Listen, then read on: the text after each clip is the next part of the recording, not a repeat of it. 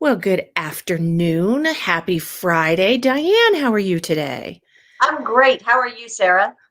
I am just fabulous on this beautiful Friday afternoon in May, and I'd like to welcome everyone to the M&C Move the Stairs Friday conversation, where we share brand protection PR strategies for your CBD business to tackle some of your biggest public relations challenges. We are so excited to chat with you if you're joining us live. And if you're joining us after the broadcast or on the podcast, we are so glad that you're here. Absolutely. And today we're talking to CBD business owners about exactly what is brand protection PR and how you keep your brand safe. And by the end of this episode, you're going to understand more about the importance of brand protection PR. But we really wanted to just kind of do a deep dive into defining it. What are the three elements of brand protection PR? And we'd love to hear from you as we go forward because we're developing a mini course on this and we'd like to know what kind of questions you have. So we're going to kind of work through this, but I'm sure it will spark questions in your mind. And those are questions we want to answer in the mini course. So we're hoping that you'll talk to us all as we do this because we want this to be really useful for you. Absolutely. And as usual, oh, sorry, we're going to break this down into mini conversations. First, you're going to learn more about brand protection PR and why it is so critically important for your business. Then you're going to get strategies to develop a, short 1 to 2 page crisis plan that is your go-to document to lead you through an issue or a crisis. And finally, we're going to deep dive into the importance of consistent media relations and how it can make all the difference when a crisis strikes for your company or in your industry. And Diane, those are really the three components, right, of brand protection PR. Really, it's a three-step process. And when you think of it that way, I think when you have a roadmap in your head, whenever an issue or a crisis comes to the forefront, it's really important to say, I'm going to do this. But it's also important for your business strategy to say, if I have these three buckets and I'm really working in these three buckets, I'm doing a lot to protect my brand. And we all work so hard in our businesses. We want to protect it. So if you're joining us live, we really hope you'll jump into the conversation. And think about answering this question. How would you define brand protection PR? That's really important to us because we know how we define it, but what's going to be most useful to you, especially as we're developing this mini course. So if you're joining us later, remember, post your comments and questions in next week's, and we're going to answer them in next week's chat. You can go do that on the website. You can do that on LinkedIn. You can do that on YouTube. So there's so many different places that you can post and we'll see them and we're happy to answer them always. And remember, as per usual, every week there is a free downloadable one sheet with every episode. And this week we are using and there's a reason for this, our downloadable Harnessing the Power of the Four C's, which is absolutely the basis of any brand protection PR plan, those four C's. So make sure you grab that on our website or at the Move the Stairs blog post. And you can find that by just going to movethestairs.com. So let's get started. Absolutely. So, topic one, what are we going to ask here? Why is brand protection so important? What is it? What is brand protection? This is what we think of it as, that there are three components of a very comprehensive brand protection strategy. And how we develop it, let's go back before we get to the three components. Let's go back a little bit. People like to think about crisis, but they don't like to talk about it.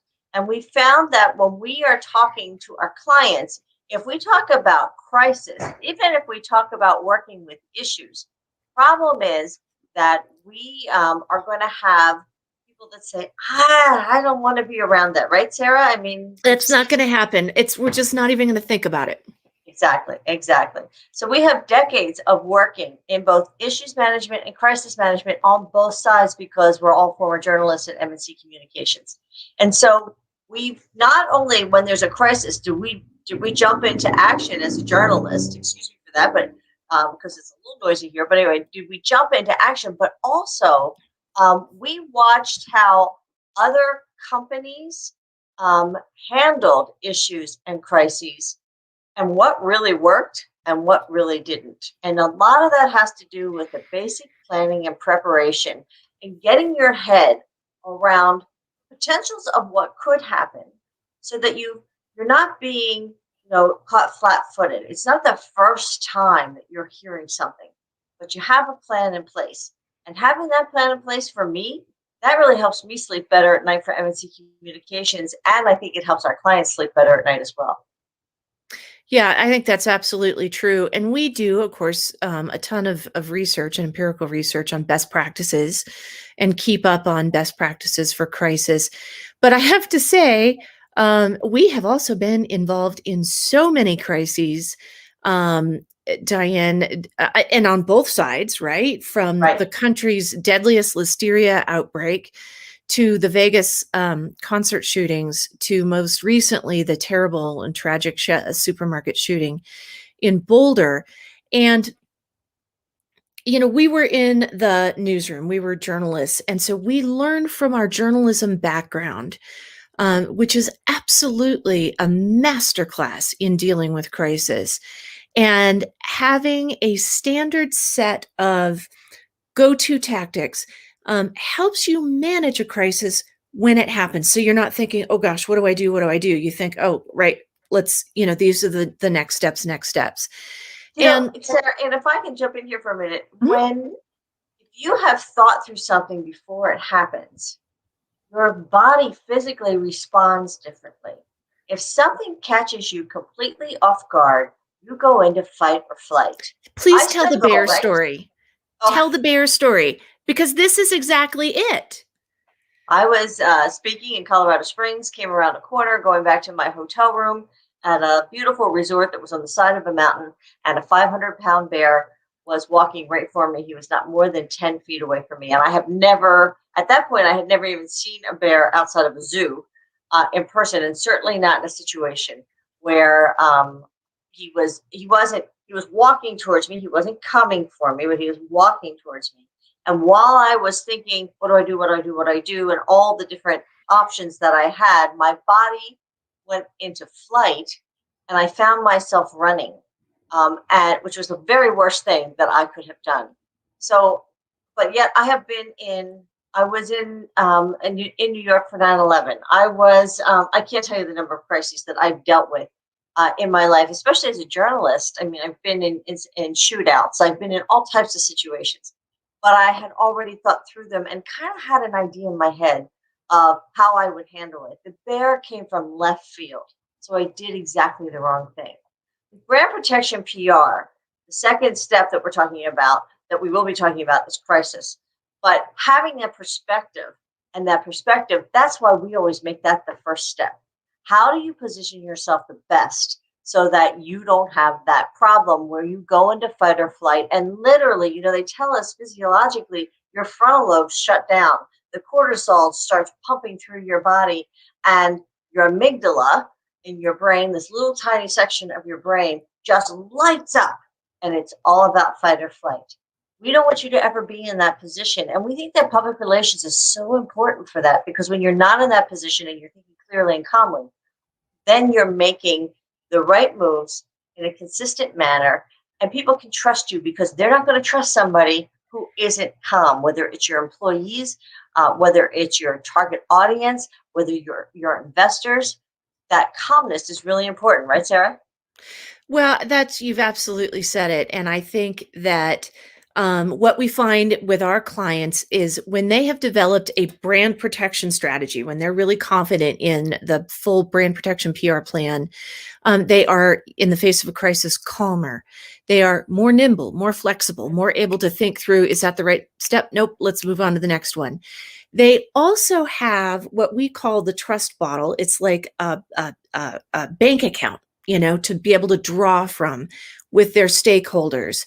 And it's like a bank account of trust that you can rely on to have a little bit of leeway, the ability to have your stakeholders trust what you're saying and take a moment before they judge. And what we also find, and this is the really critical piece, our clients who have a brand protection PR plan are able to recover more quickly from internal and external crisis. And that all starts with the first component of brand protection PR, which is develop a loyal audience and do it using those 4 C's, that downloadable document: clear, consistent, conversational, communication. And I'm going to remember that fourth one in just a second because I'm on the spot. But, you know, it's developing messaging that's mostly educational. It's a little bit fun, depends on what business you're in, but it's, you're talking directly to your audience and you are building a relationship with your stakeholders. They could be your employees, they could be your customers, they could be your various contractors that you work with. It depends on what business you're in. But that's the first step, is developing that brand protection PR strategy with really good, clear, transparent, conversational, compassionate. That's it. Compassionate communication, Diane. Yep, exactly. I think it's so important because if you think about it, if a friend makes a mistake, someone that you know well, or a loved one makes a mistake, um, you're going to give them more leeway because they didn't do it maliciously. Mhm. They didn't do it without thinking. If a politician makes a mistake who you don't know, what are you going to think? Or whom you don't like is Right, on the exactly. wrong side. Or right, or we hear this ubiquitous corporate America. Mhm. Corporate America did this, and they have no heart, and they have no this. If you're a company and you haven't developed that relationship, you're part of that business corporate America nomenclature. All of a sudden, if something goes wrong and you had nothing to do with it, they're not going to give you the benefit of the doubt. And that's Right. why it's so important for people to know you, because we know that when they know, like, and trust you, they're going to not only buy from you, but from brand protection, you're going to bounce back. And we see those brands who have problems. I was just thinking of Blue Bunny ice cream, who had Mhm. it's right, it's Blue Bunny, and they had Yep. the salmonella issue. They have completely bounced back. Why? Why have they completely bounced back? Because they already had filled that trust bottle. And so when they came out and they said, we acknowledge what we did, we acknowledge there was a problem, we figured out what the problem is, we're now working to solve the problem, people believed them. They Mhm. didn't think that they were out there just cutting corners to make a buck, and that's why that happened. And I think that's important for you to have that trust, especially because there's so many unknowns. As the research develops with CBD, we don't know what's going to happen, right? And so that trust is step one, and building that with that clear, compassionate, consistent communication. When you're out there constantly talking to them and you have that relationship where they know, like, and trust you, that is a super key in making sure that you're going to protect your brand, because what happens could be something in the industry. It may not even have anything to do with your company, but it will have that overshadowing. And you want to make sure that they think, wow, I know these people. I know it's okay. I'm going to keep going there. I'm going to keep buying their products because I know that they have very high quality products. And that's who you are. And that's the brand you've built. If you don't have that relationship, that's not how they're going to react when whatever that other shoe drops is, because there will be another shoe. Right, there always is. So just a quick reminder, download that 4C's one sheet at movethestairs.com. And if you have an example of a crisis situation that happened to you, happened to your business, and you just didn't know, what first step to take, or if you took a step and it really worked well, will you drop that in the comments and let us know? We'd love to hear from you. And Diane, let's move on to the second component of PR, brand protection PR, which is a crisis plan. And when you and I say crisis plan, we watch people just go, I don't Right. want to do that. It's a 30-page document and I don't possibly have time. That is not what we are talking about. We are talking about a 1 to 2 page plan. And I think I even wrote somewhere, you are not writing War and Peace here. This is a couple of if then statements. If this happens, then we do this. And the reason that we like to keep things so simple and straightforward, as we've been talking about, you and I are both out of journalism, we have covered everything from Columbine to 9/11 to sexual impropriety scandals to shipwrecks. I have covered a shipwreck. This is absolutely true. And we, when stories break, there are certain steps that you can take that will help keep you calm and focused. So here's really kind of a quick 5-step outline to how you manage a crisis situation. Absolutely. And we have this 5-step outline on our website as well under the Move the Stairs resources. So the first thing, step one, you should have already assembled your crisis team. Who are they? And here's the most important part of assembling a crisis team. Do you know how to get a hold of them Do you at know, any 24 time of the hours day? a day? you, And you have if to be one of able to them get a is hold of them. going on vacation, or when Columbine happened, my satellite truck operator was getting married, and my helicopter pilot was getting married, and my satellite truck operator had a death in the family. Those are two key people that were part of my team and that was going to cover any type of a crisis. So I have backups ready to go. And thank goodness I did, because otherwise, can you imagine if I tried to cover that type of a crisis without, at that point, a satellite truck and a helicopter, especially the helicopter. So we've worked with corporations who have fabulous PR people, but many times the PR team is pretty small. And I remember one time the PR person was in Hawaii and on a beach and in a completely different time And zone. not answering the phone, which is And understandable when you're exactly. in Hawaii on a beach. But there was no one else assigned to cover that. There was no one else assigned. And so that created a huge crisis. So you must have a crisis team prepared. And you should have decision makers and you should have doers both on the team. So that's really important. You should Yeah. have a standby for more updates, crisis messaging already prepared and ready to go for Twitter, especially because that's where the journalists are going to be.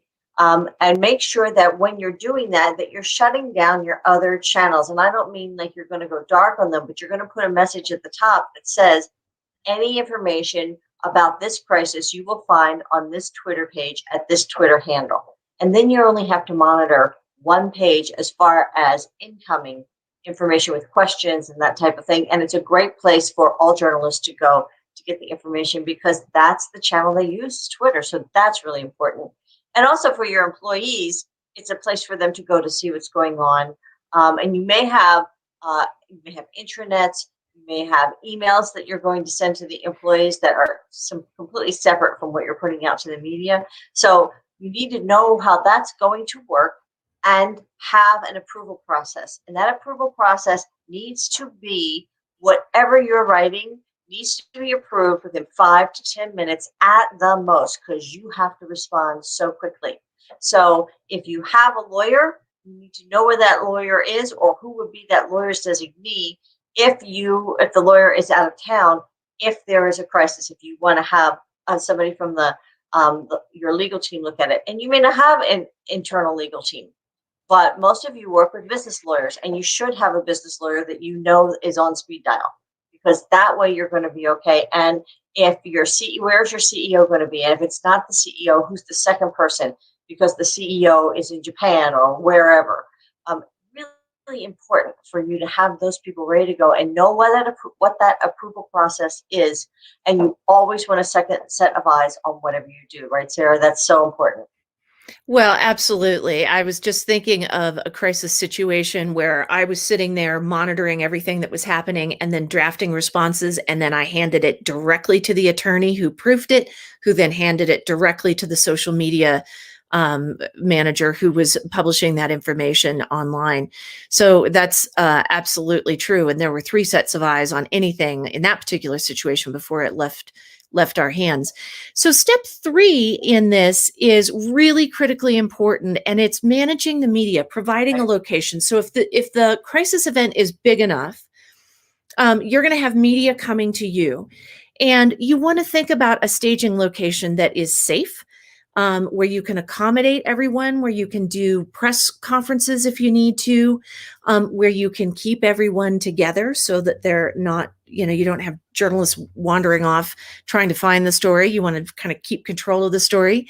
And then you also want to think about, this is really basic stuff, you guys. Wi-Fi. Is there Wi-Fi access? Are there bathrooms?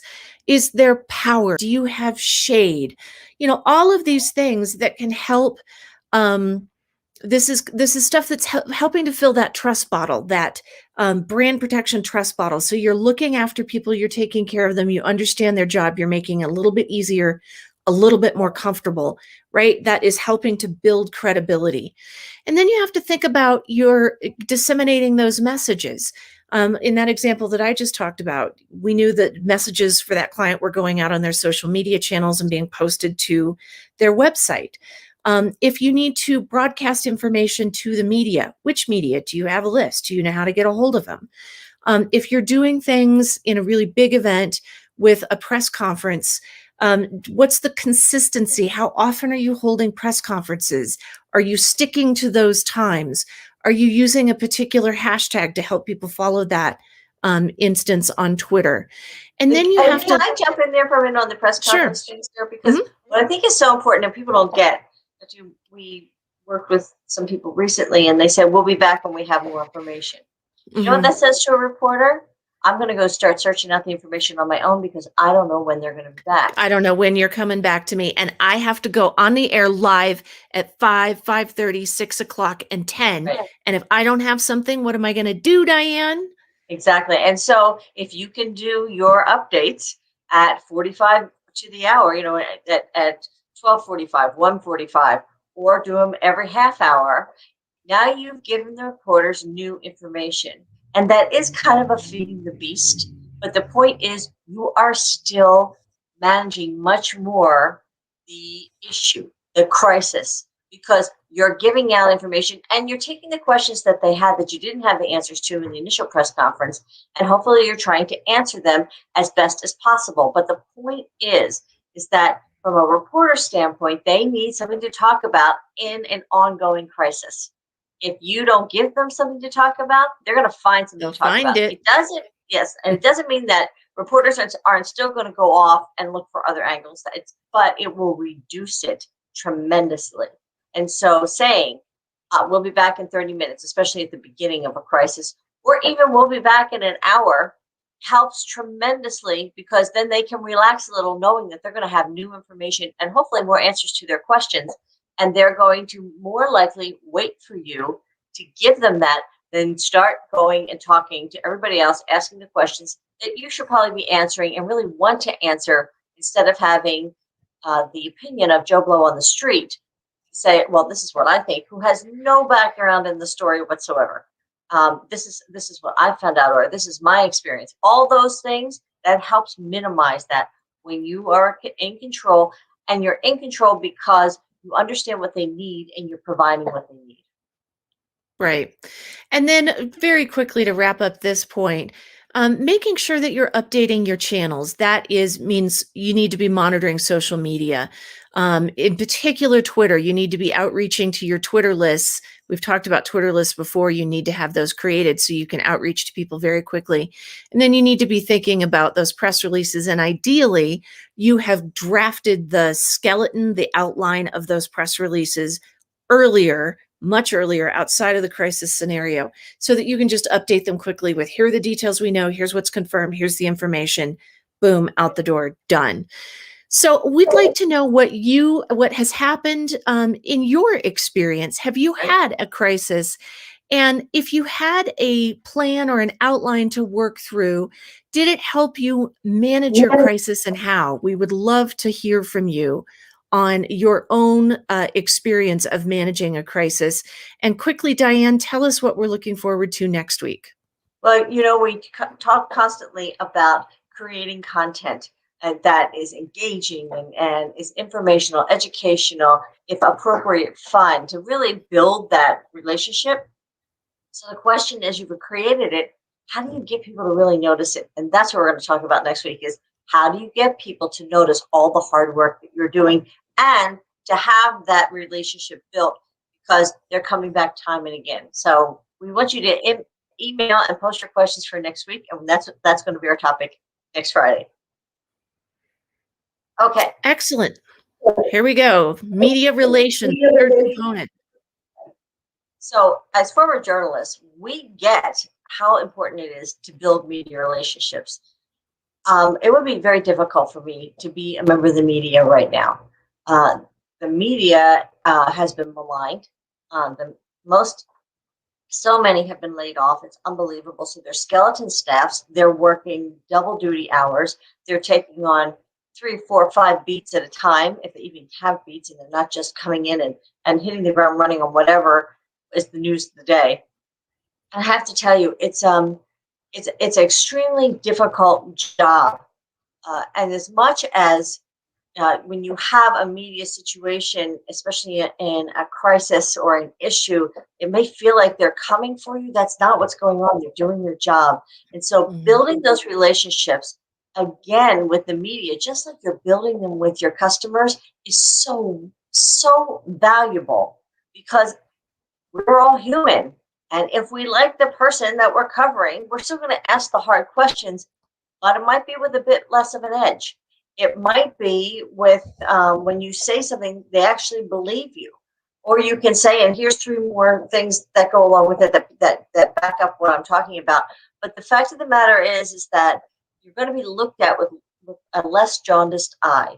And I think that really makes a huge difference when you're in an issue or a crisis. Would you agree, Sarah? Yeah, I think that's absolutely true. And I mean, you and I have been on the other side where, as a media member, you have a job to do. You have to ask hard questions and cover difficult things, and you have to uncover things that people may not want uncovered. And so that gives us the perspective of understanding what the media is going through. Now, on the other side, helping clients communicate as best we can, as best they can with media. And truly, truly, that is what we're trying to do, is just help pave that path of communication so that we can make sure that clients are communicating clearly, consistently, conversationally, compassionately with the media, and then those viewers or listeners who or readers who are consuming the product that the media are putting together. And I mean, we've just had so much practice at it, Diane. I can't even, I don't even know where to start with the stories. I know. I think it's true. The key to me here is respect. We talk about your customers. They know, like, and trust you. The media, there should be a mutual respect that you're a thought leader, you're an expert in your field, so that when a difficult story happens and we pick up the phone and have questions that could become difficult stories quickly, but because we're respected and people know that we're not going to spin, because we don't do that our clients are not going to spin, that we will answer what we can, and we will answer it forthrightly, and we will give them additional backup information that creates respect.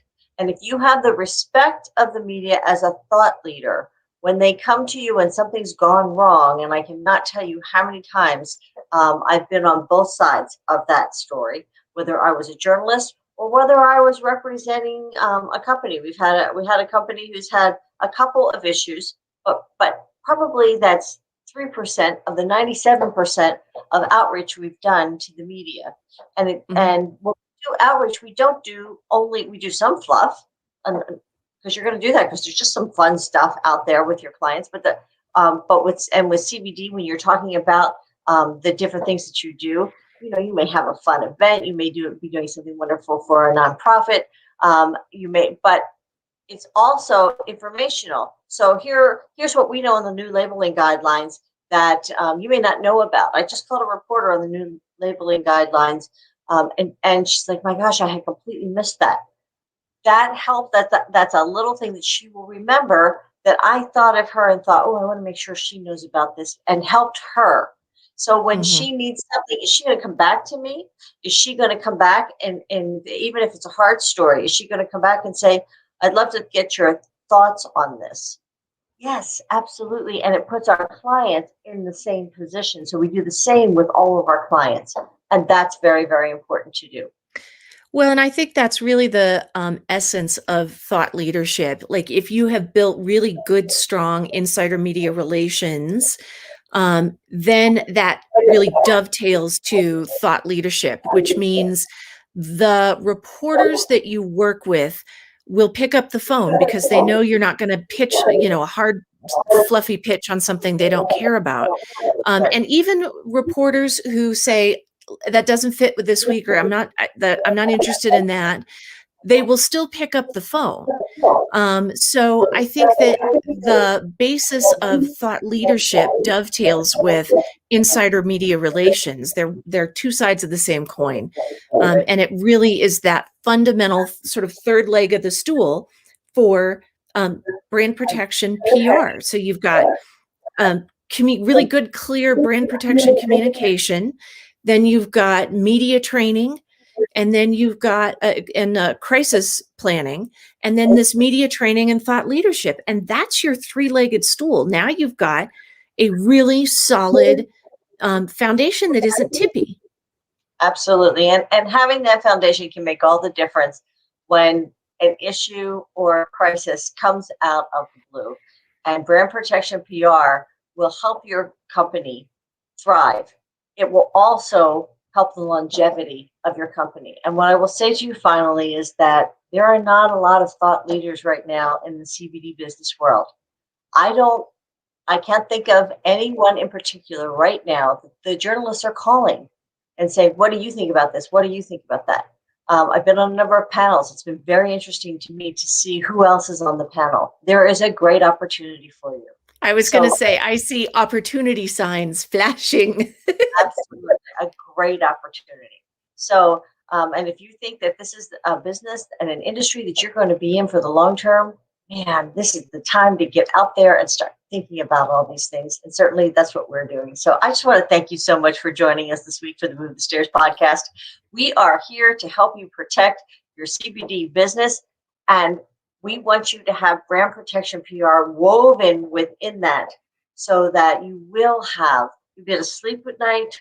You're going to have a business that you can really build, and you're going to be able to have a business that's around for a long time that can weather whatever storm. So let us know how we can help you. Drop us a line. We're always looking forward to hearing from you. And thank you so much for taking the time to listen today.